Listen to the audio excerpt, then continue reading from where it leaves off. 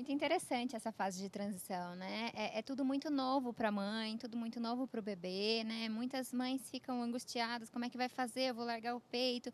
As mamães, como você falou até da questão da licença maternidade, elas têm que voltar ao trabalho. Muitas, a maioria delas, o bebê com 4 meses de vida, ela já tem que retornar ao trabalho. Algumas ainda conseguem ficar até o 6º mês ou pegam mais um mês de férias. Mas é muito importante essa mãe, quando já estiver chegando a hora dela ter que se separar um pouco do filho, ou até mesmo as mães que ficam em casa, quando vai chegar perto dessa transição, ela ir fazer essa transição com cautela, né, mais devagar, para ser não muito traumático nem para a mãe nem para o bebê, né, porque é uma fase de aprendizado para a mãe que está aprendendo uma nova forma de oferecer o alimento para o seu filho, que não o peito, e o bebê também está aprendendo novos jeitos de receber o alimento. Ele vai ter que mastigar, ele vai ter que engolir, ele vai ter que sentir uma colher dentro da boca, que é totalmente diferente do que o peito, né? Então, para não ter nenhum trauma nem para um nem para outro, tem que ser de forma gradual, para também que o bebê não se sinta rejeitado pela mãe. Poxa, ela não dava o peito para mim, agora eu tô com isso daqui, que estranho. Também por isso que a gente enfatiza a importância de continuar amamentando, né? Porque esse vínculo com a mãe continua. E como é que a gente orienta na rotina da mãe no dia a dia, né? O que a mãe tem que fazer nessa transição? A gente orienta principalmente as mães que têm que sair, que trabalham, que antes de sair elas ofereçam o peito para o bebê, né? Bastante, o quanto o bebê quiser. Não tem uma orientação em relação a tempo, nada disso. Não, é livre demanda, quanto tempo o bebê quiser, quanto ele tiver bebê acostumado. Tá mamando, pode deixar. Pode deixar, a mãe acorda uma horinha antes e dá o peito para o bebê. E aí esse bebê vai ser alimentado com os alimentos sólidos novos dessa fase durante o dia, ou em casa, ou na escolinha, né? E se a mãe estiver em casa, ela pode dar uma mamada nesse meio período aí, e a mamãe que trabalha, ela volta do trabalho, ou da escola, ou da faculdade, né? E aí ela oferece esse peito de novo para o bebê à noite, ou de madrugada, se ele quiser. O interessante é que a questão do leite materno, se a mãe quiser tirar o leite e armazenar, também esse leite pode ser oferecido durante o dia, enquanto ela não estiver, né? Então, tem deixar isso guardado na geladeira? Isso, exatamente. A mãe pode retirar. Na geladeira ele pode permanecer 24 horas. Tá. No congelador da geladeira ele fica pelo período de 15 dias mais ou menos congelado. E num freezer pode ficar até 30 dias. Então a mãe pode fazer até um estoque do leite materno para não ter que comprar as fórmulas, para não ter que oferecer outras coisas.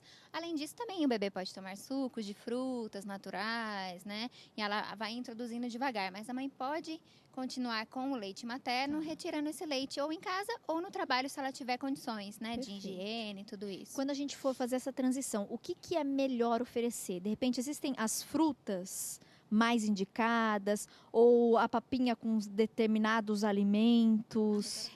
Então, assim, no 6º mês de vida, a gente começa oferecendo uma papa que a gente chama de papa doce, né? E essa papa doce, na verdade, é a fruta, né? A gente não tem nenhuma restrição com relação ao tipo de fruta oferecido para a criança.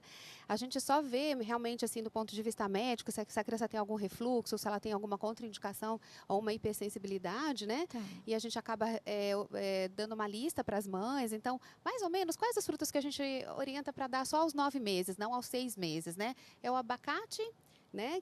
A manga, o morango e o tomate. Que a são partir os 4, dos 9 meses. Mas a partir dos 9 meses eles podem abacate, entrar na dieta. Manga, morango e tomate. Morango e tomate. As né? outras eles frutas, recebem mamão, maçã, banana, à vontade. posso Aliás, dar a partir dos 6. Quanto a maior quantidade você oferecer, mais a criança vai registrar na sua memória esses alimentos. Então, a gente começa com o suquinho dado de manhã, no intervalo de uma mamada, e a fruta à tarde, né? Esse suco, eu gosto muito de falar para as mães, bate no liquidificador o suco, porque não perde tanta a fibra da fruta. E você experimente esse suco. Vê se esse suco também, ele está com um sabor agradável para a criança, né? Porque sem adoçar, né, doutora? Então, se a fruta tiver muito sem gosto, ela pode adoçar um pouco com açúcar natural. A gente orienta muito o demerara, que é um açúcar, né, primeira etapa do desenvolvimento do açúcar, mais saudável, né, mais saudável. Assim.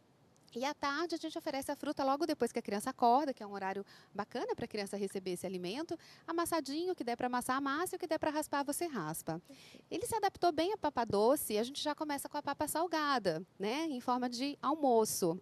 E essa papa salgada, a gente acaba dando bastante dicas para as mães, mas a gente orienta sempre colocar uma carne, um tubérculo, né, que aí é batata, mandioca, mandioquinha, inhame, quanto maior a quantidade também, variedade que você oferecer para a criança, mais ele vai registrar na sua memória, né? Então, coloca uma carne, um tubérculo e uma leguminosa, né? Que normalmente é mais rica em água. E coloca uma hortaliça, que as mães esquecem totalmente dessa hortaliça. E é importante. É extremamente importante. Colocar o espinafre, a couve, a chicória, com a quantidade maior que você oferecer, melhor para a criança. Então, essa papa, ela já começa a entrar na hora do almoço e posteriormente na janta para substituir mamada. Perfeito. Então, olha só, a criança acaba terminando o seu 6º mês de vida, entrando no 7º com 3 mamadas, e que a gente está falando aqui que seja leite materno, e 3 papas sólidas, né? Lúcia, muitas mães às vezes têm dúvida, né? Então, por exemplo, vou começar a dar o suquinho pro bebê. E esse suquinho eu vou dar onde? Na mamadeira? Então, aí novamente a gente enfatiza, por isso o leite materno nessa transição não precisa de mamadeira.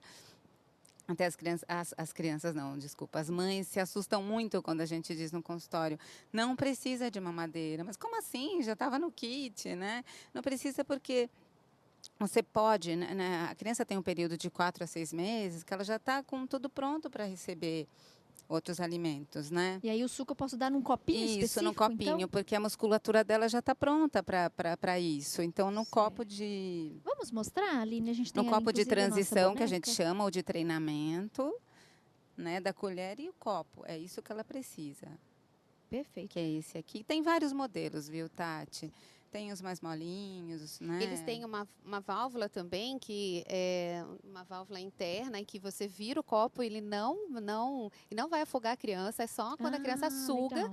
é que esse líquido sai de dentro do copo e a criança deglute. Então, ele é totalmente seguro. Interessante são esses copos serem fechados e que a criança possa mesmo segurar na alça e possa virar sem derramar. Por isso que a gente gosta de orientar esse copo de transição. Existem os copos abertos também, Uhum. que algumas crianças também podem conseguir ingerir o líquido, mas esses copos de transição, que tem um bico mais amolecido, Certo. facilita para a criança, porque lembra um pouco o peito, vamos dizer assim, e também a criança pode até tomar sozinha. Para se ela colher tem tiver alguma com- orientação, Aline? Tem sim. Tem, Lúcia, específica? Para colher pode ser de plástico ou de acrílico, não, a de metal não. Vários tamanhos. É importante que ela familiarize com esse alimento, desculpa, na hora da alimentação, familiarize com vários tipos de colher. Eu queria complementar também que quando a gente vai introduzir a colherzinha para a criança, essa maneira que você oferece o alimento sólido, ele precisa não estar tão processado, né? Tá. Então, o suco nós vamos bater no liquidificador, mas a papa doce e a papa salgada a gente vai dificultar para a criança, para que a legal. mastigação delas comece a acontecer já, né? E a maneira com que ela vai deglutir vai ser extremamente importante para o desenvolvimento da fala e da dentição.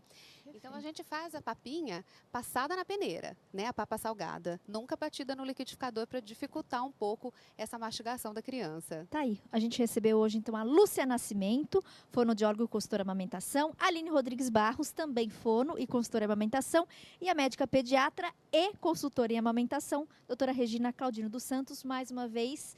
Muito obrigado, trio, pela presença. Muito E obrigada, aguardo vocês viu? aqui numa outra oportunidade, que eu acho que esses assuntos pertinentes, né, a gestação, a amamentação, para as nossas mamães, é sempre importante a gente abrir espaço e esclarecer essas dúvidas, que é muito comum.